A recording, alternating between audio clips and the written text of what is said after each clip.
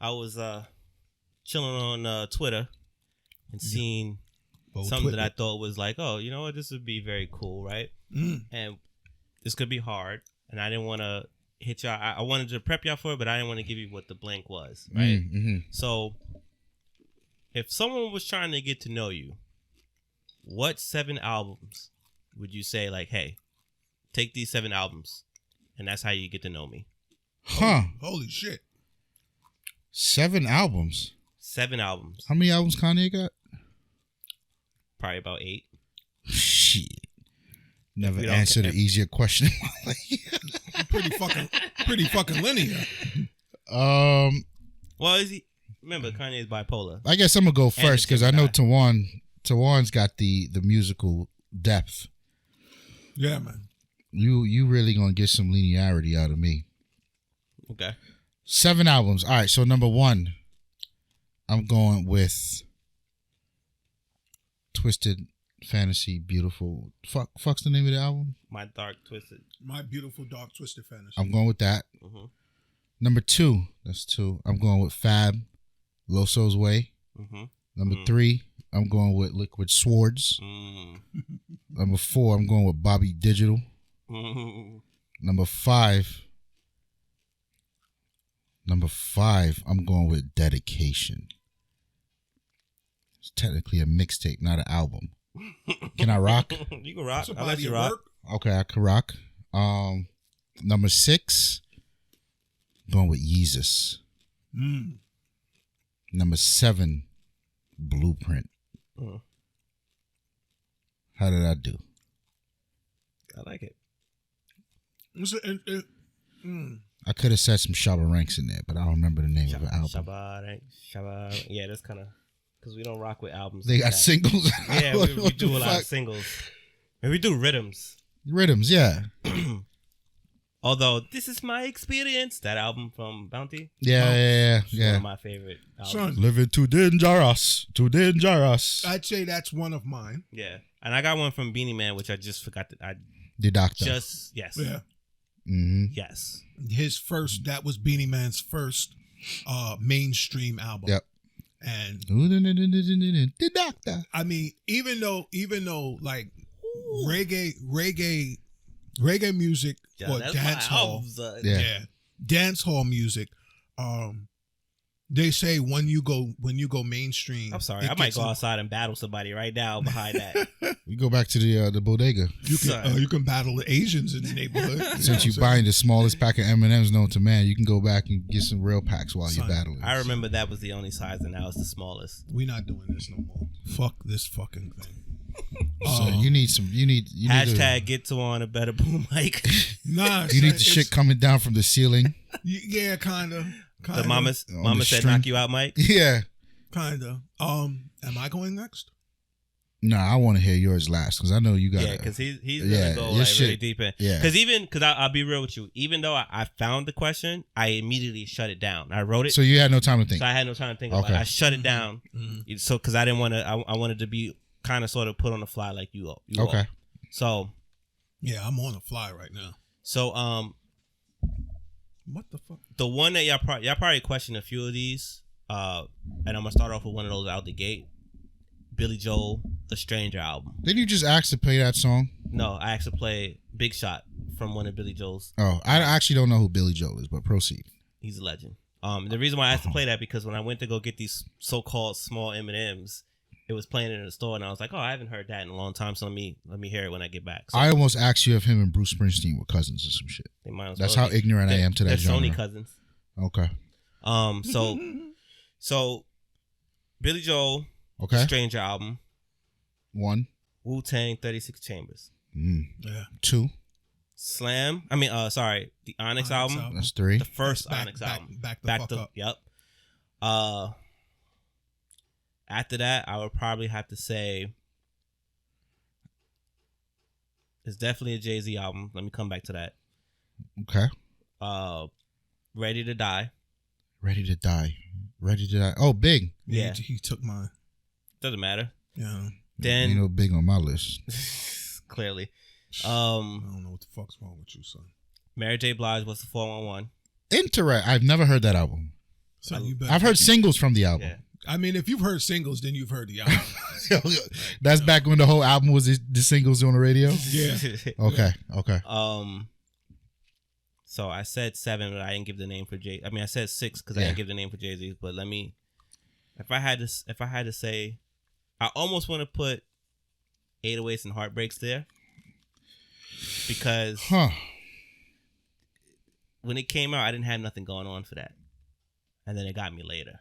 But I was already in love with the album. But like, it didn't mean nothing to me until later. So it didn't hit you till it hit you, baby. Right. And I was one of the ones, like, everybody hates this album and I'm championing for it.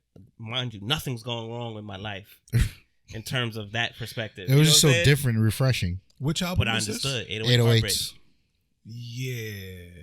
Coldest Winter and all that. That's the first emo album ever. You know what? That is a very good point. Yeah. There's more emo albums than that. Because you can't categorize R&B as emo, right? Because it's expected. Yeah. But from a rapper? From rapper. That. I don't know. I think LL Cool J is the first emo rapper. No, he said album. Emo album. The whole album was emo. That whole album was emo. Emo started with 808s and Heartbreaks. I don't know. Were like, Where's Renee is kind of... Who? Mr. Cheeks and Renee. That was a song. Yeah, but see, like, yes, listen, it wasn't an entire album. Correct. Yeah, I'm a Lost Boys fan. Yeah, and you can't you can take a rapper, any rapper, and he can make a love song, like sure, LL Cool J, or 21 you could take Questions. a rapper, right? Or you could take an artist, and he can put together an emo album where everything is down, everything, every song. 808 and Heartbreaks is the first, our introduction into emo when people were like, what the fuck is this garbage? And now it's through the roof. No, it's a generation he spawned after that shit. Yep. All of them. Because that spawned Kid Cudi. Yeah, all of them. And then Kid Cudi. Tory Lanez and all of them. Yeah. So, and even Tory Lanez is like the rapper or the singer that raps about love songs. Trey Songz or Tory Lanez? Quick, pick one. Trey Songz. Agree. I'm gonna back out of the Jay-Z one. Wow. And I'm gonna put wow, son. What? I'm gonna put Tribe Called Quest. Come on, man. And I'm gonna put for Tribe Called Quest, it's the Low End Theory. Never heard it. You heard it. You've heard it. It probably should be Midnight Marauders, but I'm gonna go with Low End Theory. Now the seventh album, the actual seventh album, is a dude named Sixto Rodriguez, and the Sugar Man album. I haven't.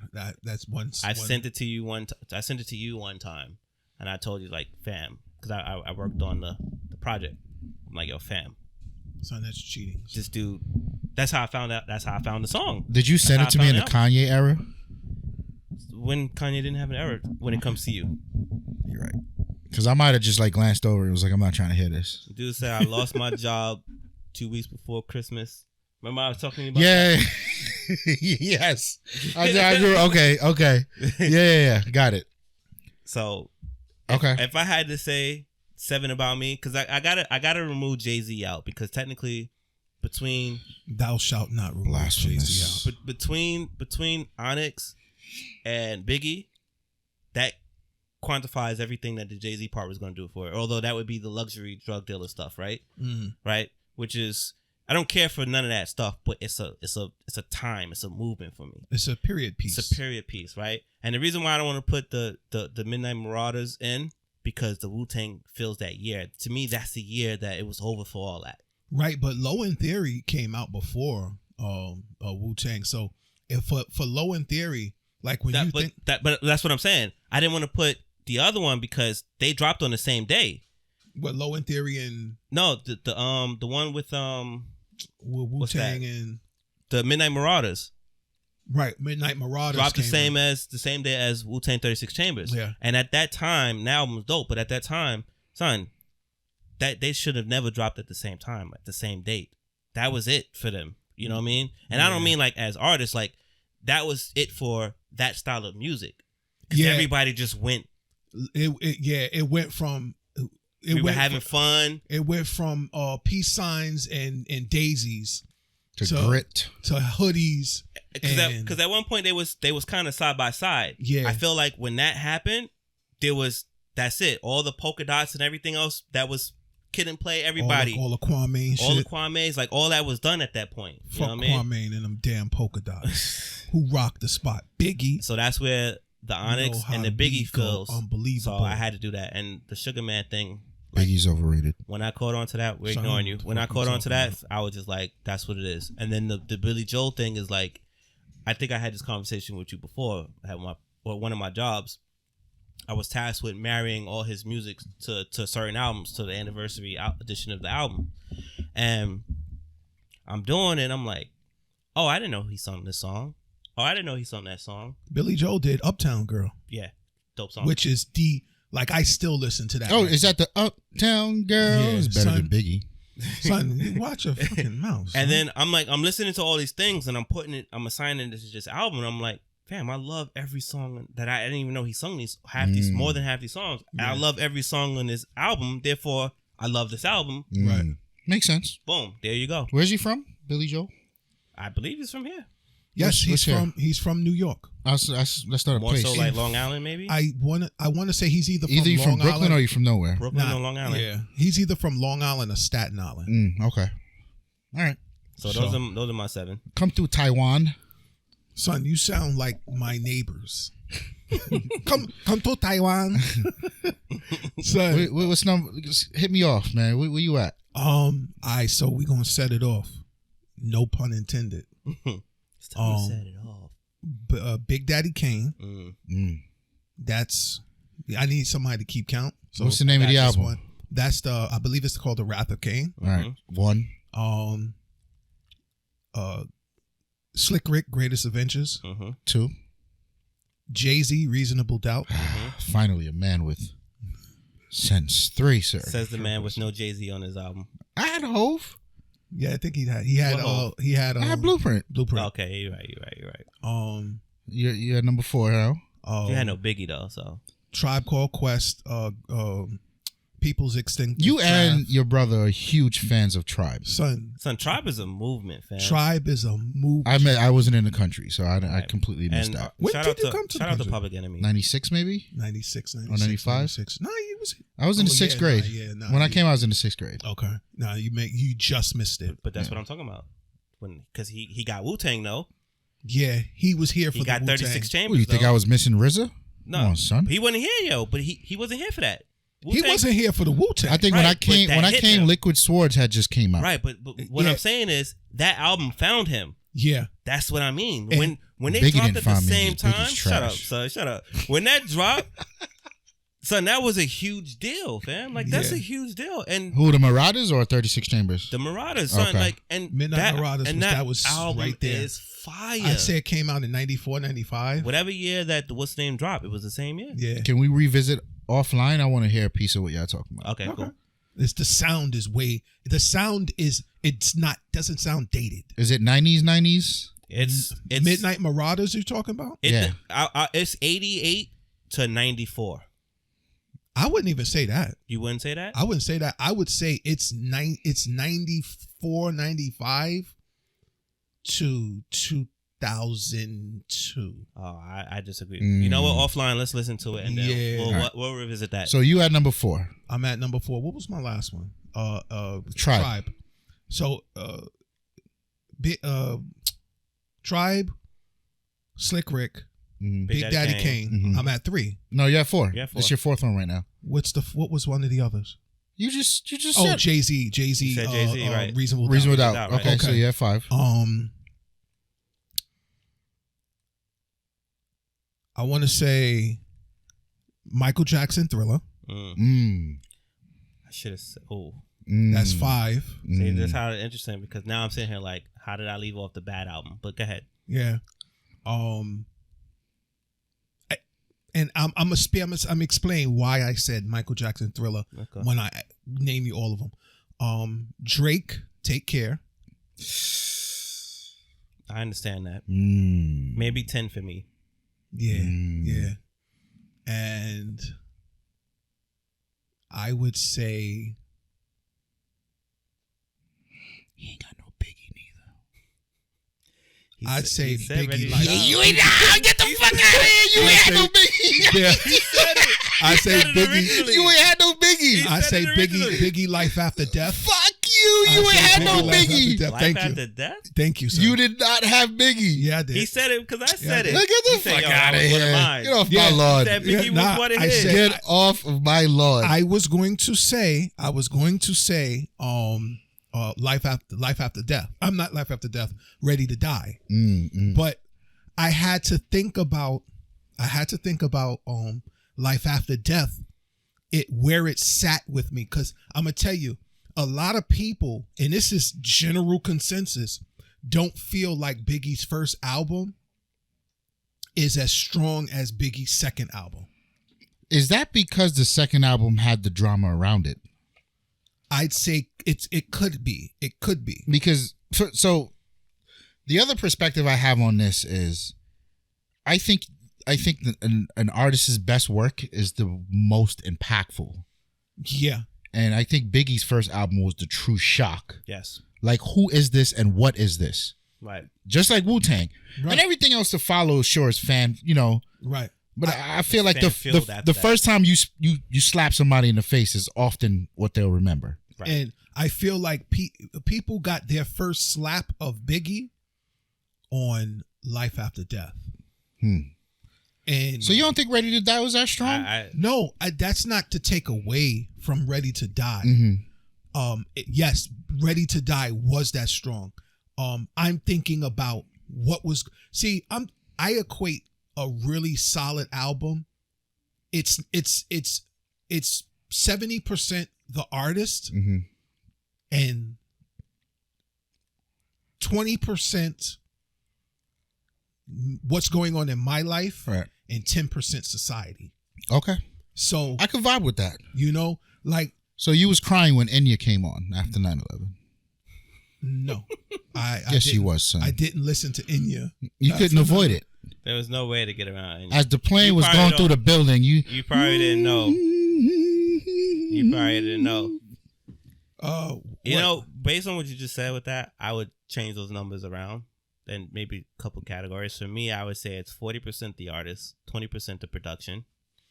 And that remainder is... You a Puff fan, that's why. With me included, I get into that. With me included, the time, which means what's going on in society and what's going on with me. That's where my albums got That's why 808s was so strong with you. And, when I wasn't even going through anything. But you know what? I could just... my friends were... Sidebar, I could say not 808s and Heartbreaks, but what's the other one? The one I just listened to. Twist Fantasy. No, the one that Pablo. I originally didn't like. Oh, Pablo. No, the one before. Yeezus. You didn't originally like Yeezus? I didn't know that. Remember the first two songs? I was like, what the fuck? Yeezus is a slow burn for me. Was a slow burn for me. So, I understand when a person puts Yeezus on and it does not meet their expectations. Sure. And I feel like Kanye West, above any other artist like any other recording artist, has the ability to subvert your expectation. Yep. And it makes you feel like, all right, I know I'm going to like this Kanye West album because it's Kanye West. Michael Jackson did. But you know what? I wouldn't necessarily say that. I think so. A Michael Jackson album was a Michael Jackson album. What you got from Michael Jackson, the sound evolved, but it was still Michael Jackson. Point taken. Kanye West. Point taken. His direction. He's almost different from every two albums. Yeah. Well, it was every two albums, and really right now, I think we're literally at every one album. And the first 3 Kanye West albums were the same. After that, everything else changed. After 808s and Heartbreaks, everything else changed. My Beautiful Dark Twisted Fantasy is not 808. Is not 808. However, one can say that My Beautiful Dark Twisted Fantasy and Pablo is very much closer I can see that. But there are still different. It's still different. I can see that. And Pablo and Yeezus is nowhere near. Like, you remember we had that conversation in front of our Hair of the Dog. What's the best Kanye West album to you? Damn, every single person in that conversation had a different answer. Right. And I would say, and everyone argued their points perfectly. Yeah. But which puts his numbers in play. Right. But no one said College Dropout, Graduation. Yeah. Or the last one with him flying out of the fucking College Dropout, Late Registration, and Graduation. I don't get it why people are like, oh, the old Yeezy. Like, I didn't do it for me. I mean, the old Yeezus is fine. The new Yeezus, the new Yeezy is, you know what I'm saying? Like, people want the old Jay-Z. I don't want the new Jay-Z. I want the old Jay-Z. I don't want the old Kanye. I want the new Kanye. I'm starting to let go of Hov. Son. I take whatever. To me, I take whatever Hov is doing right now. That's why I'm starting to let go of Hov, because now you got to start piecemealing what you get. Well, my thing is with hip hop is, like, you see, we just brought up Billy Joel, right? Right. He can drop an album today, and because of the culture that he's in, he's not going to be capped. With us, rap is a gladiator sport. Sure.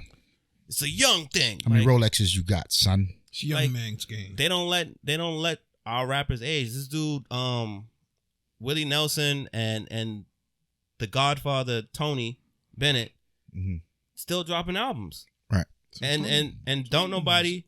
Tony Bennett is old as fuck, son. Fam, and he's still dropping hits. And it's like, and so is Willie Nelson. And it's like, they don't get put into that kind of BS. Rock stars don't get put into that. But when it comes to hip hop, like, oh, Jay-Z, you somebody's grandfather now. Like, no, he's not, number one. Number two, so what? Like, my dad still listens to rap. Yeah. Why can't his artists, my dad's R&B artists still make albums and he still listens to them.